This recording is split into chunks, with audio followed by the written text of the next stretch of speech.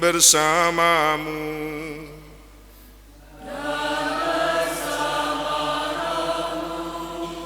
Inilah Injil suci menurut Yohanes. Dimuliakanlah Tuhan.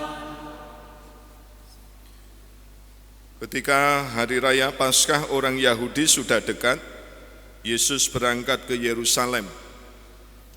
Di halaman bait suci didapatinya pedagang-pedagang lembu, domba dan merpati, serta penukar-penukar uang duduk di situ. Yesus membuat cambuk dari tali, lalu mengusir mereka semua dari bait suci dengan semua domba dan lembu mereka. Uang para penukar dihamburkannya ke tanah, dan meja-meja mereka dibalikkannya. Kepada pedagang-pedagang merpati ia berkata, "Ambil semuanya ini dari sini, jangan kalian membuat rumah Bapakku menjadi tempat berjualan." Lalu teringatlah murid-murid Yesus bahwa ada tertulis, "Cinta untuk rumahmu akan menghanguskan aku."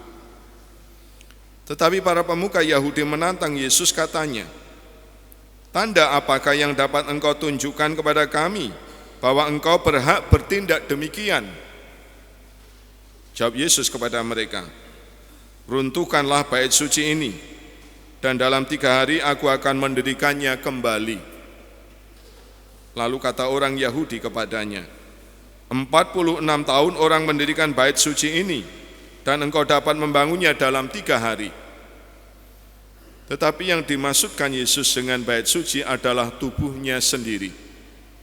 Karena itu sesudah Yesus bangkit dari antara orang mati, barulah murid-muridnya teringat bahwa hal itu telah dikatakan Yesus.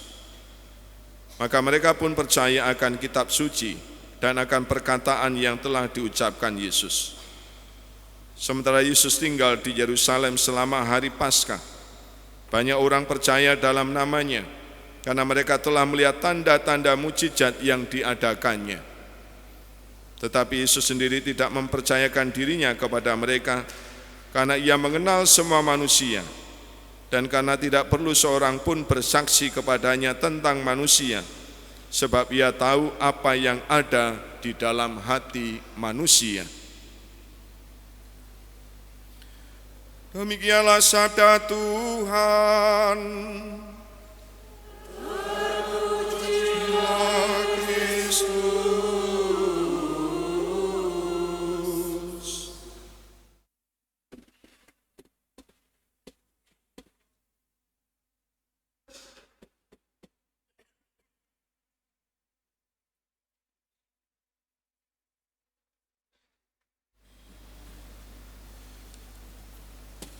Bapak, Ibu, dan saudara-saudari yang terkasih, selamat sore.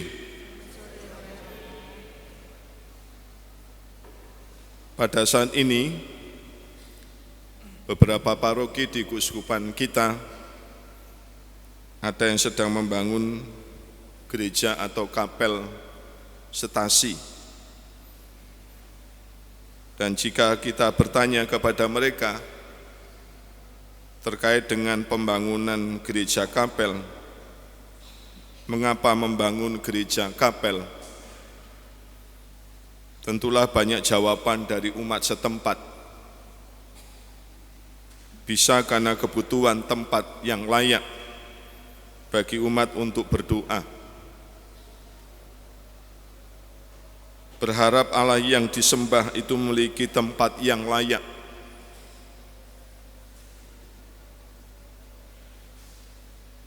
Dan harapan bahwa gereja menjadi tempat yang layak dan kudus, dan lain sebagainya.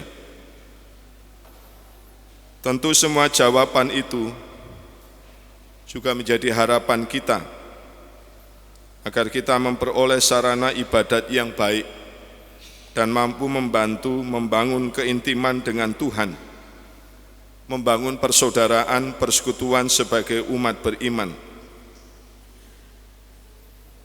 Tetapi apakah kesadaran itu menjadi bagian seluruh umat, sehingga mampu menjaga kelayakan, kekudusan rumah Allah, gereja itu? Bapak Ibu yang dikasihi Tuhan, dalam Injil hari ini di Minggu Prapaskah ketiga ini, kita mendengar bagaimana Yesus bertindak di luar pemikiran kita yang biasanya lemah lembut, tetapi begitu luar biasa marah. Marah dalam menyikapi kondisi bait Allah. Ia marah karena orang-orang yang hadir di bait Allah tidak mampu menghormati dan menguduskan bait Allah. Yesus melihat bahwa orang-orang di sekitar bait Allah menjadikan bait Allah sebagai pasar. Mereka berjualan lembu, kambing domba, merpati, dan juga para penukar uang bertransaksi di situ. Mereka melakukan itu semua dalam niat yang baik, hendak membantu para peziarah yang berkunjung dan berdoa di bait Allah. Tapi niat baik ini dalam sisi yang lain terjadi juga ketidakbaikan. Mereka menggandakan harga domba, kambing, merpati, dan lain sebagainya. Apakah dengan sikap Yesus yang demikian, Yesus menunjukkan tidak suka dengan orang-orang yang berjualan di bait Allah?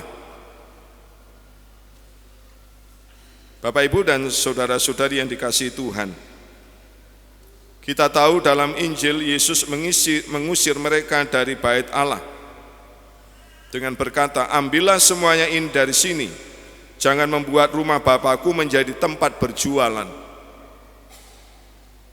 Bahkan Yesus menantang umat yang berjualan, "Rombaklah bait Allah ini dan dalam 3 hari aku akan mendirikannya kembali." Yesus bertindak demikian karena bait Allah hanya dipakai untuk beribadat lahiriah, lebih sibuk dan mementingkan uang daripada binatang dan binatang kurban. Bait Allah sebagai sarana membangun keintiman dan hidup sekehendak dengan Allah justru dimanfaatkan untuk kepentingannya sendiri dengan dasar keagamaan. Penukaran uang dan penjualan merpati, lembu, kambing di dalam bait Allah dilakukan dengan motivasi keagamaan, tetapi sebenarnya demi kebutuhan dan kepentingannya sendiri. Hal inilah yang membuat Yesus bertindak luar biasa marah. Karena dengan tindakan itu mereka memutarbalikkan nilai yang sebenarnya dari bait Allah itu sendiri. Mengubah hormat kepada Allah menjadi hormat kepada diri sendiri. Yesus marah, menjungkir balikkan yang ada di sekitar bait Allah, bukan untuk pamer kuasa, bukan ingin jadi pahlawan, tapi Yesus memiliki harapan besar bahwa semua orang yang hadir di bait Allah sungguh memiliki hati yang terarah kepada Tuhan, bahkan bersatu dengannya. Bapak, Ibu, dan saudara yang terkasih, mengapa Yesus memiliki hal yang demikian? Memiliki harapan yang demikian? Karena Yesus menyadari bahwa Allah itu adalah Bapa yang baik.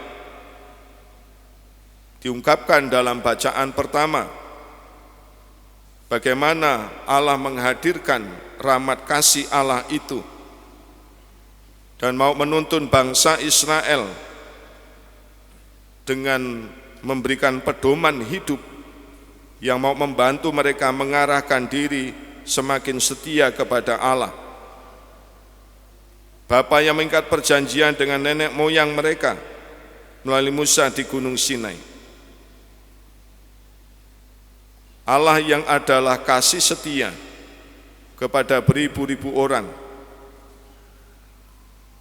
Bapak, Ibu, dan saudara-saudari yang terkasih, Jika harapan Yesus demikian, maka apa yang harus kita lakukan? Santo Paulus dalam suratnya kepada jemaat di Korintus mengajak kita untuk menyadari bahwa diri kita adalah bait Allah sendiri.